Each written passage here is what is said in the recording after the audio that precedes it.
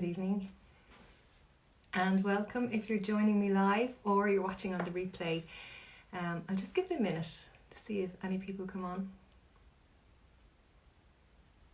I see my lovely guest has joined. Hi Wendy.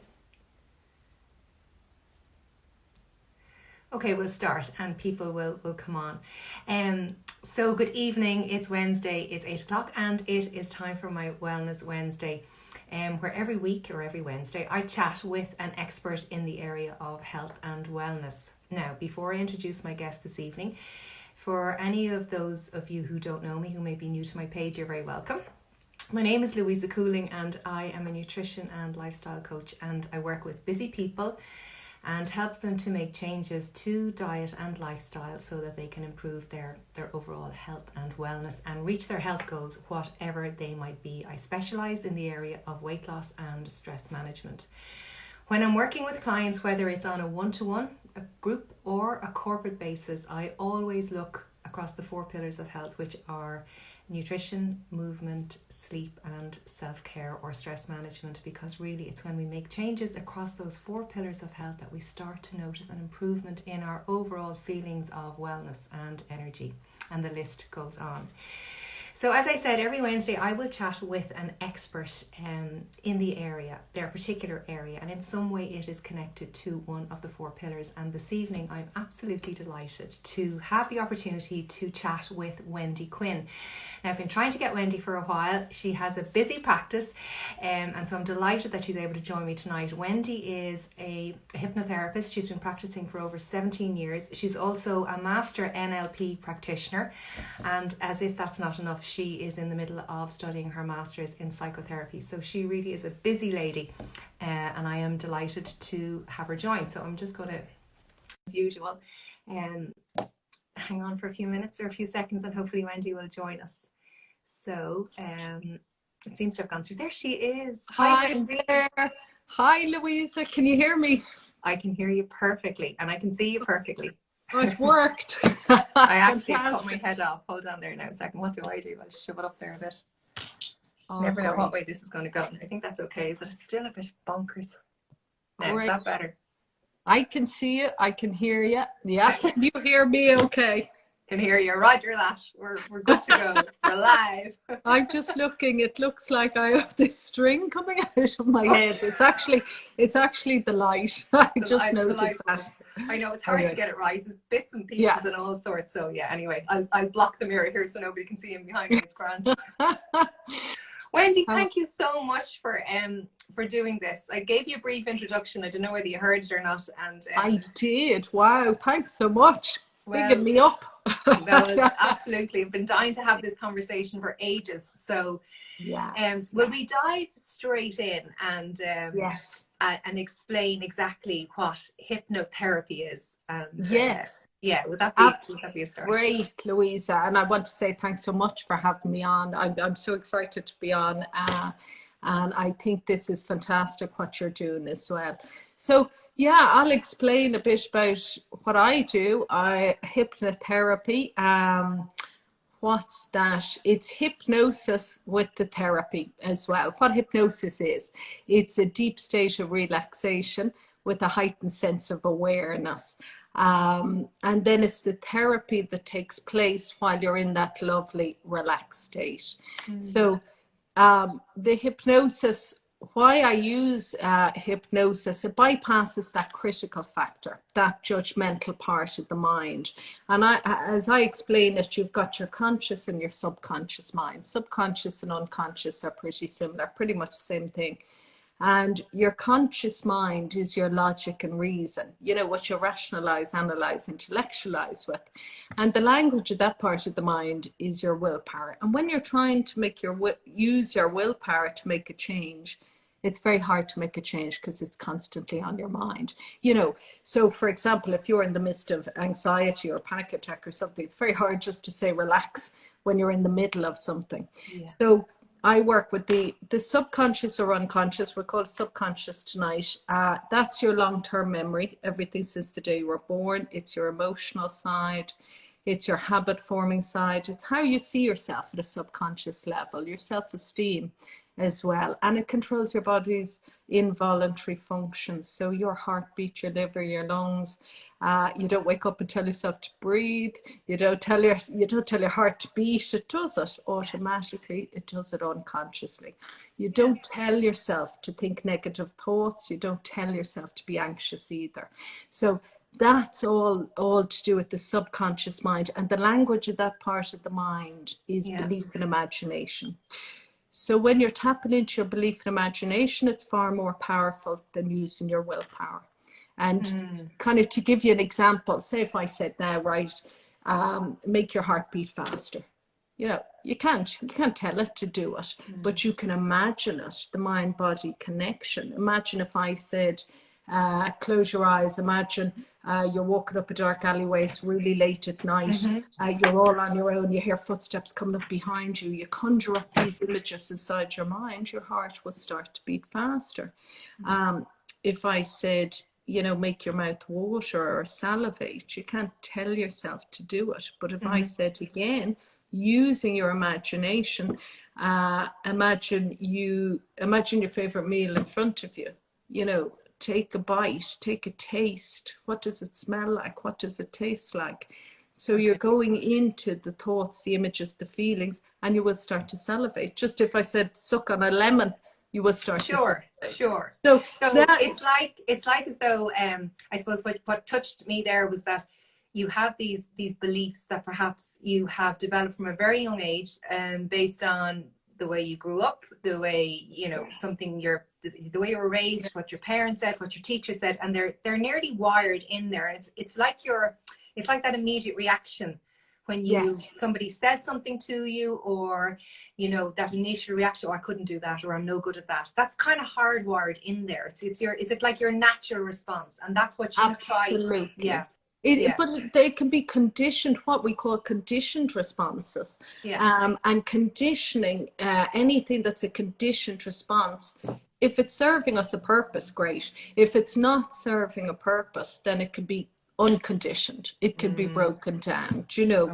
And that's where the hypnotherapy comes in, because with conditioned responses, we can train, you know, we can train our mind and body to do something different, but we're creatures of habit. So we can be doing the same thing over and over and over again. And, you know, that old saying, expecting different results. But once we become aware of it, what we're doing, if it serves no purpose, we can change it. And we can change it through therapy. We can change it through training the mind and body to change habits, change our thinking, change our thoughts, which all result in changing our behavior, which changes our life experience. And so the therapy part of it, so you have the hypnosis, which gets a person into that relaxed and, I suppose, open state that they're willing to take on the therapy. And perhaps the therapy, then you have different types of therapy that you would use depending on the client. But one of those forms of therapy is NLP. Would that be right? Absolutely. When I'm seeing clients, when that conscious mind relaxes, the subconscious mind is open and accessible to new ideas, new positive suggestions, mental imagery, guided visualization. Mental imagery is the language of the brain. And we know that even now from neuroscience. But the great thing is, you only accept what's relevant for you, you know, and that's where NLP comes in as well, because NLP, many people who would know what NLP is, neuro-linguistic programming. I'll explain a bit about it. Neuro, again, is the neurological system, the mind-body system, and the brain, and linguistic is language, and programming is, programming the mind and body to make changes you want to make. But the language is about communication, how we communicate outwards, and more importantly, how we communicate to ourselves. So we're all communicating to ourselves on, constantly, non-stop. What's our narrative? What are we saying to ourselves? And if that isn't positive, if that is negative inner self-talk or negative dialogue, that's not serving us well, NLP helps with the tools to make the change. It also works on modeling success. You know, whatever success means to somebody, it looks at different people and what they're doing to achieve success, and then it's taking certain steps to achieve the, you know, positive results. Okay. If that makes sense. It does, and actually that's a good prompt. If anybody has questions at any stage, just type them in, because you know, that will make it's great when there is a little bit of interaction. I love that. Yeah, great. So we have the hypnosis, and we combine certain forms of therapy. We spoke a little bit about neuro-linguistic programming, and together, I suppose that is that form of hypnotherapy. Would that be right? Absolutely, Louisa. Okay. That's the way I work. It's not the way everybody works. I see myself as an integrative therapist. Lovely. So I integrate different psychological tools and techniques into using hypnosis. And, you know, I might choose cognitive behavioral therapy, CBT, using the NLP. I use different tools and techniques depending on what the client needs, really. You know. Okay. That's very clear. And of course, this evening we decided, I mean, the topics were vast, and we decided we would look at how your form of therapy may be used to help people with stress or anxiety. And of course, we've had challenges over the last year and a half with COVID. Yeah. And I think as well, as lockdown starts to lift and restrictions start to lift, and people are going back into the office, going back into the workforce, even just being out and about, that can heighten people's sense of stress and anxiety, really. So we just thought it would be a good idea then to discuss, well, first of all, what your view of stress and anxiety is. There is a fine line between them, but maybe talk about that, and then how we might use your forms of therapy to help people now. Absolutely, Louisa. You know, the past year and a half, I don't think anybody has got away with you know, having no stress, no anxiety. It's been a very challenging time for many different people, for everybody in different ways.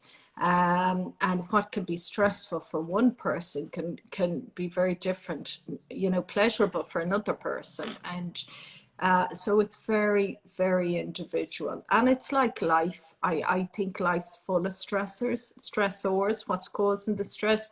But it's also our reaction to it. You know, the stressful situations, but our reaction and our response to it gives us our life experience. It's not the situation, it's how we look, think, and feel about it that gives us our experience. So different people, you know, and people say to me, oh, you must be fine, you must be all sorted, you must have no stress, or you're zen. And I'm like, well, my family wouldn't say that. You know, I just think we're human beings. Like, everybody has stress, everybody has anxiety, and you never know what's going on for a person at different times. So we're all human with that. But what I do know from 17 years experience, I know a few tools and techniques to help with that. Stress is, fine line, like you were saying, Louisa, fine line between stress and anxiety, because it's a perceived, it's the mind-body response really to a threatening situation, to you know, that threat. When the body feels threatened, it goes into that fight or flight response, and you've spoken about that before. You know, the sympathetic nervous system is switched on, we become more alert. The fight or flight kicks in, and with stress, the stress hormones are released. So you know, your cortisol, your adrenaline are released. But you know, a normal stress response can be beneficial, like anxiety, and that can get us out of bed in the morning. That can get us into work so we don't get the sack, or a boss doesn't give out to us. It can have us running out of a burning building. We need that. And many of my clients say, you know, I say, what would you like to achieve? No anxiety, no stress. And I always say, but you know, if you have no anxiety, you'd be dead. You know, they're natural feelings, but it becomes an issue if we feel overwhelmed with it, if it becomes too much. Stress is called silent killer because we can push it to the back of our mind to deal with many other, our day-to-day lives, to deal with stuff, and then we can get used to it. And then anxiety as well. You know, just to give you an idea of the symptoms, it could be, you know, how do you know you're anxious? I always say to people, how do you know you're anxious? It could be the heart beating, the pulse rate goes up, the blood pressure increases. You know, there's different sensations, bodily sensations. Some people feel their mind is racing and their concentration is poor and their memory isn't as good. So the mind feels like it's clouded, and the body feels, it can feel like butterflies, and they're very similar, the symptoms between stress and anxiety as well. It can be butterflies in the tummy, it can be a feeling of dread, it could be the chest is going, tightness in the chest, and it becomes an issue if it's ongoing, it's prolonged. If there's a perceived threat but there's nothing actually there, so the anxiety is continued, or if it's exaggerated, you know, then, and also if you look at behavior, if, you know, you're starting to avoid something, or if you're withdrawing, and I hear a lot of clients, you know, it's very difficult for all of us going through COVID and getting back out there, getting back out, actually having a conversation with people, or going into work, having to give a presentation, or, you know, going back anywhere, even down to the shops, can become a bigger deal as well. So no, there is, because there's a certain sense of security from working from home. I know there's a lot of disadvantages, there's advantages and disadvantages, but from being behind a camera and, you know, behind a screen and on Zoom calls and delivering webinars, it's different to have to stand physically in front of people at the top of a room and deliver a presentation. And if people have been out of that practice for a year and a half, it's difficult. And then, as you said, we've gone through so much over the last year. I don't think anybody has been, you know, unaffected, no matter how laid back they are. There have been so many challenges that everyone has had to face, that I don't think anyone has come through this without being touched in some way. So the good news is, though, Wendy, that you are going to do a few things with us, and that might help to turn the dial down, as it were. Totally, absolutely. Like, there's some tools and techniques you can use that can help you. You know, I always say, if you can take away something that can help you, that doesn't take a long time, but you can bring into daily habits, you know, that you can practice, like breathing. But, you know, you don't have to love it, you just do it. It's like cleaning your teeth. You don't have to love it, but you do it every day. I thought you were going to say cleaning the toilet. I was like, oh, no, not quite. That's the worst. That is the worst. No, that might bring up some more anxiety. No, anyway, cleaning the teeth. Daily habits, you know, are great. Daily habits are good because it, you know, when you're doing something consciously, it goes into the unconscious and then it becomes automatic. So it's like, just do it, you know, but it doesn't mean having to, you know, change your whole lifestyle. There's things you can incorporate, a few minutes every day that you can do. So you know, I was talking to you before about breathing and that breath work, and you know, you incorporate that a lot into what you do as well, Louisa, and I know you specialize stress management too. Breathing is so important. You know, it really is. But breath, it can center you as well. And what I always say, taking the thoughts away, you know, from up here down to your breathing, down to your hara. I use hara breath. And how I would describe it, kind of in the Eastern world, they think we're all too heady in the Western world, right? We're all caught up in our thoughts, and our thoughts are running away with themselves, and they are. And we can get caught up in our thoughts like a movie, you know, the way we're watching a movie and we get engrossed in it, and then suddenly we're caught up in it emotionally, and we're like, and it's catastrophizing and distorting and all these things, and then the credits roll and we realize, oh, it's only a movie. Okay. This isn't real. Yeah. And we have to remember most of our thoughts are not real. They're not fact, yet we get emotionally attached to them. And that's interesting because we start to believe them. Do you ever, people, you can be up all night thinking something becomes huge, it becomes such a big deal. You wake up in the morning and going, what the hell was I thinking about? What was that all about? And it suddenly gets back into perspective. Yeah. So Sleep on it. It's that whole thing about sleep. absolutely. Yeah. And what you said as well, the thoughts. I mean, we have over, I don't know, 80,000 thoughts. And 80,000 every day. thoughts. And then Yeah. 90% of them are repeating. So it's the same They're story. repetitive. That's absolutely right. And if it's the same thing going on in your mind, you actually have no space for new positive thoughts to come in. And the other thing is very draining. And it takes your time, it takes your energy. And it doesn't just, it's very hard to get out of that loop naturally. We could be hoping and wishing it'll change, or so we could just put up with it, but we don't have to. We can change it, because with the unconscious and subconscious mind, these negative automatic thoughts come in as well as positive automatic thoughts. We have no control over that. However, we do and we can take control of how we react in our response to those thoughts. Do we attach to them? Do we believe them? Do we challenge them?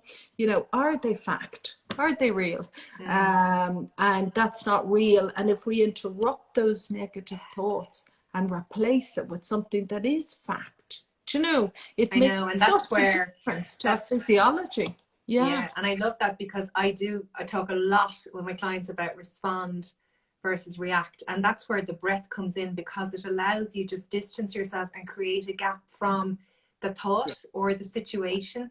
Just pause even for a minute. And then you can decide how you want to respond. Absolutely. We react to things out of pure habit, unconscious, automatic. But when we stop to think about it, what purpose is this serving? And through what I do through my work, mental imagery, guided visualization, we go through different responses. How would you like to respond? What is more positive? What would be more beneficial?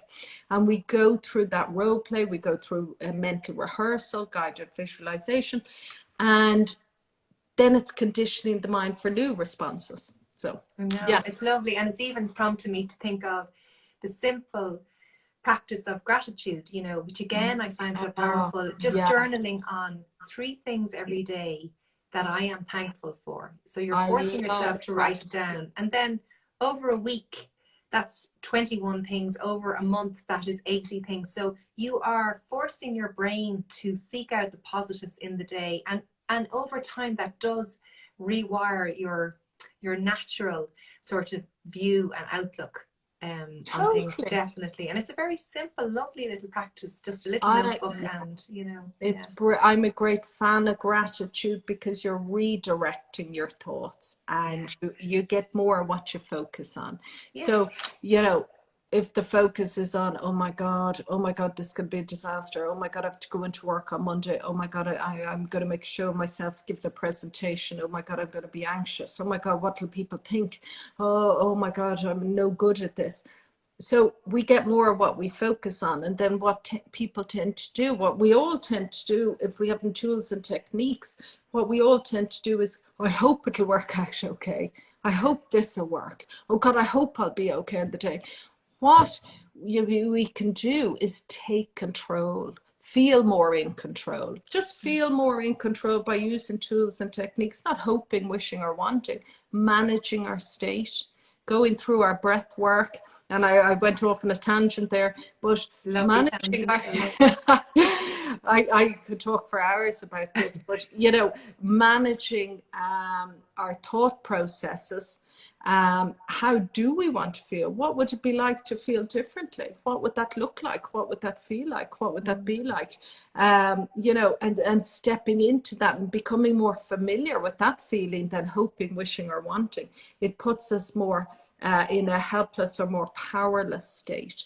So a lot of the work, what I do is I love it because it's about managing your state. It's certainly not about being perfect. It's not about getting it right. It's just managing your state, doing the best you can, and building and building and building. And what that does is build trust in yourself, builds confidence, and it's baby steps building, and it's training, because a lot of people come and think hypnotherapy is magic. It's a quick fix. It'll change your life in one session.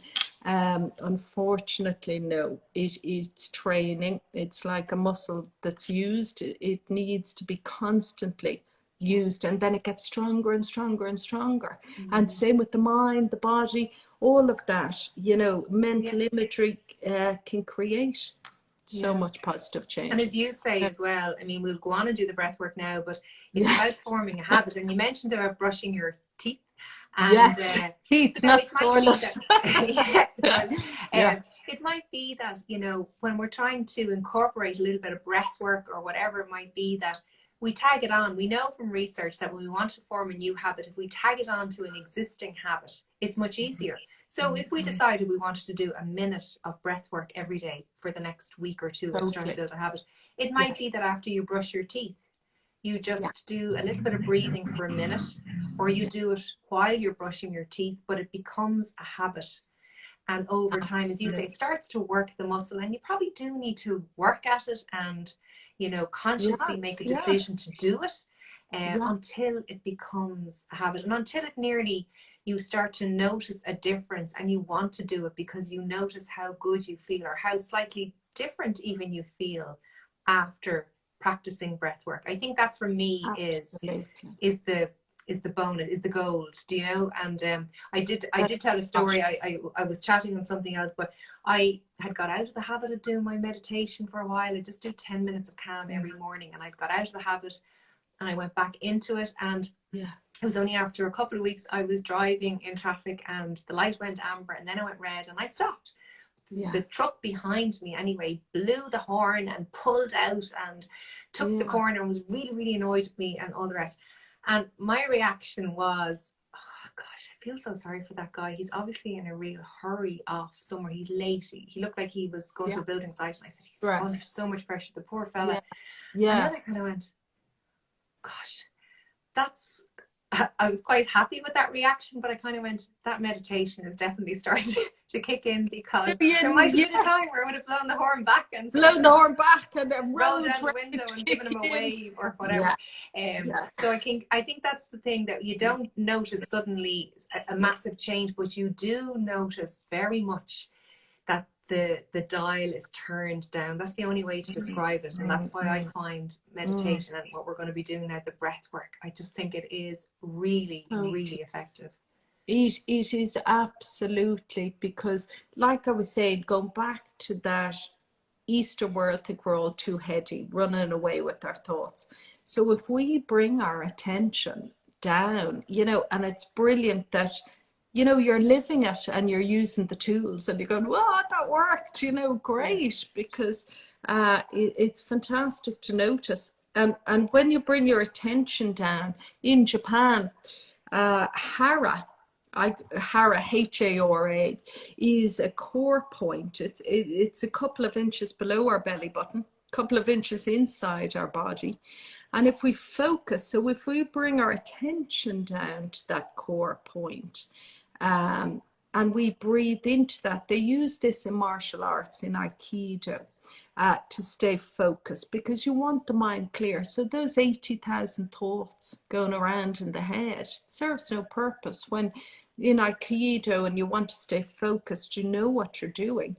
Like we all know what we're doing, our automatic part takes over. So we bring our thoughts down to our Hara, our core point. And we breathe down to it. And I always like to say, when you focus on that point, it's imagining when you breathe in, your tummy and rib cage expand. So if you look at anyone anxious or stressed, what happens? The chest is going up and down, up and down, up and down, shallow breathing, shallow breath. when you look at your hara core point, when you focus on that, your tummy is rising and falling. So even try it now, Louisa, if you like, you know, just breathing in, and anyone who's watching. That put into my mind that, you know, the picture of the baby lying on their back when they're asleep, their belly is just rising. I always think of that, babies and toddlers, they're so relaxed, their tummy just goes up and down, up and down. It's not your shoulders moving, not your chest, but it's kind of, you know, getting into, and you can do this when you're driving, with your eyes open, obviously. You can do it when you're driving, and you can do it when you're walking to work or walking to the shops or walking wherever you want. And, you know, if anything is going on in your mind, it takes the attention off that and it brings you down to your core point.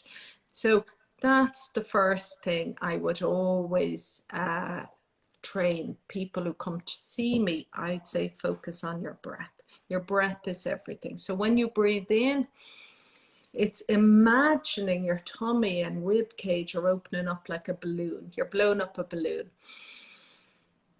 And then as you breathe out, you're deflating that balloon. Okay, so there's many things going on there. Not only are your thoughts shifting, your body, you're filling up your lungs, you know, with oxygen, the bottom of your lungs when you breathe deep down, and it's going around your body, giving your brain clarity, oxygen up to the brain. When we breathe shallow, we're not getting that oxygen up to the brain to think clearly. So how does that feel? It feels good. I think what I really like is that when you focus on a point in your tummy, you're actually, you can, it does help you clear the mind and stop. So you can, I like that physical thing of just thinking of that point in your tummy. I like it because you feel grounded, you feel centered. In Aikido, you know, they would stand with their knees bent and their feet slightly apart, and they would bring their attention down to that center core point, and they become grounded, centered, ready, you know, because they know what they're doing. And we can apply it to anything. We know what we're doing. We need to trust in ourselves more, but it's all the thoughts just quietening down. We can't focus up here and focus down there, you know. So we're replacing one with the other, and that's where the hypnosis and the hypnotherapy then adds on to that, because it creates emotional calm. It's all about relaxing the body and the muscles in the body, and when the muscles in the body relax, the mind quietens down. When the mind quietens down, the subconscious is open to make changes, only changes that are relevant to you. I can't force you, I don't make you, I facilitate the session, but because you might come to me, you're ready to make a change, your subconscious mind will accept what's relevant for you and dismiss the rest. Okay. You know, like even now, there's people listening, everyone listening. Some people are attaching to some things, others to others. You know, you attach to what's relevant for you. Yeah, there's definitely, and even your voice as well, I think is very calming. So I'm quite relaxed now. If you'd like to move on and do something else with me. Well, we do a bit of visualization, a little bit of hypnosis. I mean, this is like a 10-minute maybe visualization, Okay. And just to settle you down, you know, settling down into a nice comfortable position. Again, you know, just feeling the chair, or if people are sitting or lying down, because I'm going to do it for anybody else who's watching or listening as well. So we'll start with the breathing, but I think we'll work on, and as you were saying, Louisa, you know, the anxiety and stress about going back to work maybe, or going back just into social, going back into anything, can be stressful, or some people are dealing with stressful situations, or so just to think about a situation coming up in the near future, or something you may be dealing with, or something you want to go through. Can you think of something? I'm not going to ask you what it is, but I will ask you on a scale of 1 to 10, 1 feeling anxious or stressed about it, 1 being calm and relaxed, and 10 being kind of anxious. You know, we can't get away with any stress or anxiety, but What's the level at when you think about this situation coming up? Now, it could be a presentation, could be a talk, could be anything. It's about an 8. About an 8. Okay, great. This is great to work Loads on. of work to do. I would say great. Okay, so you're about an 8. You think of a situation, and I'll ask people to think of something relevant to them. Okay.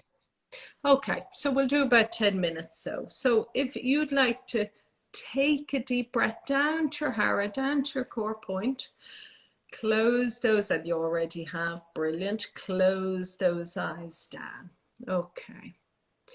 And once you close your eyes down, just imagine your eyelids closing again. Just feel whatever you're sitting or lying on, the pads supporting you. And taking another deep breath. And as you breathe in, breathing in, calm. Maybe just saying that word inwardly to yourself, calm. And as you breathe out, just releasing any stress, any tension. You don't need it right now. Because right now, nobody wants anything. Nobody's looking for anything. So there's absolutely nothing whatsoever to do. Just giving yourself permission to begin to relax. And only relaxing at the rate and speed that's right for you. There's no right or wrong way of doing this. So some people may become more alert. Some people may drift into kind of relaxed, dreamy state. You may drift off somewhere else. Doesn't matter. The great thing is, whatever you're doing, whatever you're feeling is right for you right now. Your mind may wander and drift, and my voice will drift with you. So imagine yourself somewhere you enjoy being. Maybe it's a nice, beautiful, safe place out in nature, somewhere you've been before, somewhere you plan to be, or you may even just create it within yourself. Just be there in your mind. It could be beautiful beach somewhere, floating on a boat in the middle of a river, or sitting in your back garden. Wherever it is, be there. See the sights, hear the sounds, feel those good feelings with the nothing whatsoever to do. And as you're relaxing there, a bright light is shining down on you, allowing you to feel safe, warm, and relaxed. And that bright light stands for everything that's good in life, such as love, peace, tranquility, and pure relaxation. So feel that light flowing through the top of your head, relaxing all those muscles around your eyes, the corner of your eyes, relaxing. Even your jaw muscles, relaxing, releasing any tension. The corners of your mouth relaxing. As that bright light flows into your neck and shoulders.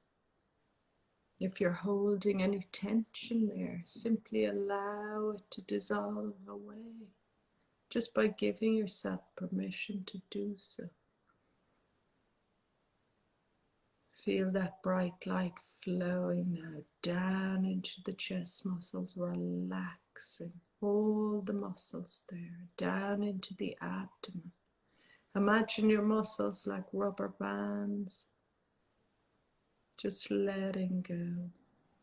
And at the same time, that relaxing light flows down through your spine. All the muscles around the vertebrae unwind. Relaxing, releasing. Down into your arms, your elbows, your fingers. You may even feel a tingling in your hands. It's a further sign you're beginning to relax. And that relaxation flows into your hips, your thighs, down into your ankles, feet and out your toes. And imagine you're surrounded in this wonderful feeling of relaxation. It feels so good. And as you're relaxing deeper and deeper, there's nothing whatsoever to do. Any sounds around all take you deeper within yourself. Just for now, the outside world is absolutely unimportant. Deeper and deeper within yourself. And that feels good. And as you're relaxing in this wonderful state that's completely safe, completely natural, it feels good. I want you to begin to get a sense of where and when it would be very useful for you to feel more calm, relaxed, confident, and in control in a certain situation. Just getting a sense of that now. Where and when those feelings would be beneficial for you. Focus on that particular situation. It could be in the near future, a few days, a few weeks, or even months away. Just notice where you want to experience that positive change, where you are feeling more self-confident, focused, clear-minded, calm, relaxed, and in control.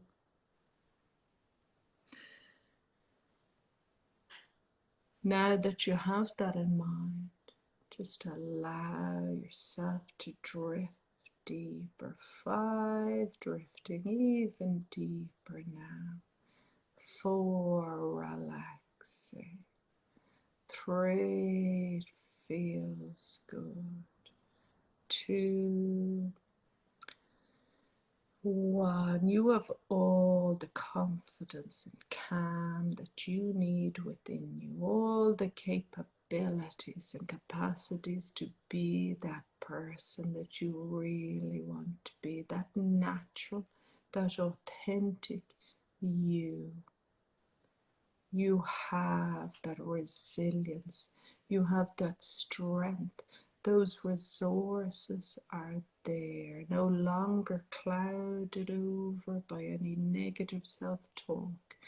Imagine that feeling flowing through you now like a bright light, calm, confident, relaxed and in control, like a bright light of inner calmness, with a huge amount of trust within yourself. That's it. And perhaps you remember a time you felt that way. Just think about your finest hour. Think about a time when you felt good.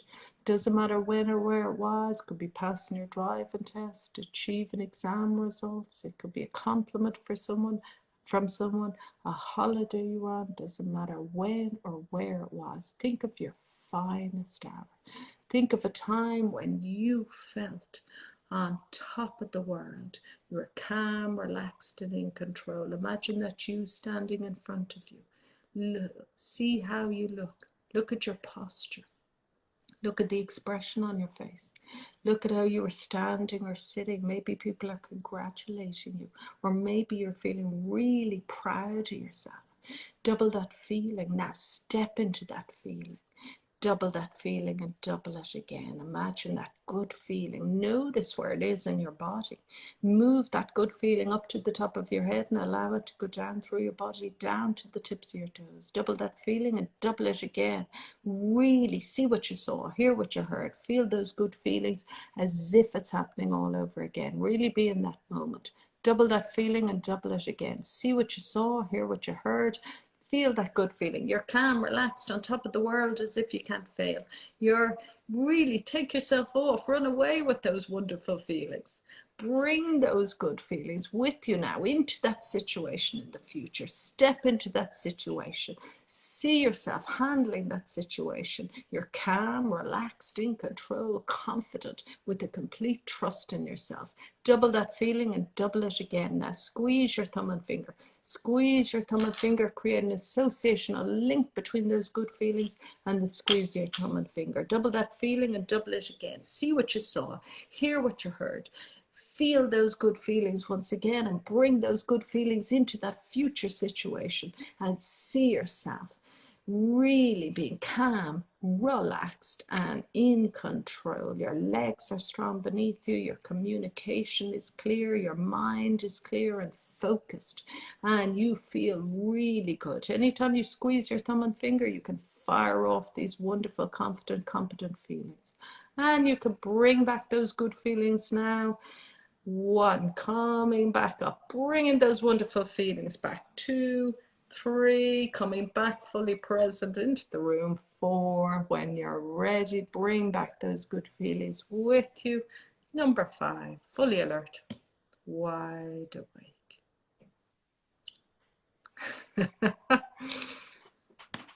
Wow. You might have tingled in your hands if you give them a shake. I honestly found it so effective. Now, it was a little bit strange because there was a while and I forgot. I'm obviously conscious that I'm on the camera. And I know, and I'm just sorry. That's my fault, Louisa. I realized the time, and I just realized that. I kind of, the way I was a little bit conscious of people looking at me, and but this, I had to blank that out. And I know people in the replay, I know I will listen to this on the replay, because even though I felt people were watching, whatever it might be, I still got so much benefit out of it. It's unbelievable, Wendy. It really? Unbelievable what I've experienced. Yes. Really? Like I really went with it, and there was a couple of things on that white light and I could feel it. I felt it kind of just going through my body. I really did. And then the finger, like I love that, because that's like my little, that would bring me back when I do that. It will bring me back to create and associate. You don't have to wait for something good to happen. We can create those feelings within ourselves. Often we're waiting for the good feeling. We don't have to. So tell me, Louisa, where are you now on a scale of 1 to 10? 1 calm, relaxed, 10. I'm so relaxed, but on that situation that was on my mind, I'm like a 4 or a 5. But I know if I did this again later on, it'll go way down. Yeah. Yeah, that's 10 minutes, 15 minutes. That's not bad. That's not bad to get that down. That's amazing. Because I know, at an 8 about a situation, even though I know myself, you're trying to control it and there's no point in worrying about something. And I know you get this, that, and the other. But I just think that whole experience of that calm sensation, that just allows you then, literally is what you said, to really fully appreciate that it is, nobody's going to die over this situation. No matter how it goes, it'll be fine. So you're kind of going, you'll come out of it alive. I'll come out of it always alive. Come out of it alive. That's the worst that can happen. So you're just kind of going, that calm state was just, I felt so nourished. It was fantastic. Your voice, you need to do recordings of something that people can listen to and fall asleep. I do. When people come to me, I always record the first session, or say if the first session is a talk session, I always, because conditioning for me, conditioning the mind, like cleaning the teeth, For 2 weeks, I ask people, listen to it. It could be 20, 30 minutes every day for 2 weeks. Wow. You know, it's something, you don't even have to think about it. You don't even have to listen to it. You can sit or lie down and switch off, but eventually it bypasses that critical mind and gets into the part that wants to make the change. Oh, I love it. It's really effective, Wendy. I can just see how many uses it would have for anything and everything. Fabulous. Oh, great. I'm delighted you enjoyed it. Great. And it's lovely talking. I could talk about it forever because I've used it in my own life. I've used it for hypnobirthing. I've used it for weight loss, stress, anxiety, life situations. You know, it's good to have some tools and techniques, isn't it, to use, you know. Is there any, if you have any questions, anyone type them in, but Wendy, where can people get in touch with you if they want to see you? Yeah, my website, wendyquinn.ie. My email is different, wendybuckley0@gmail.com. But everything's on my website. I'm on Facebook. I'm on LinkedIn. Wendy Quinn, always Wendy Quinn Hypnotherapy. Instagram. Yeah, and follow you here on Instagram. People can DM you if they want to get in touch. Yeah.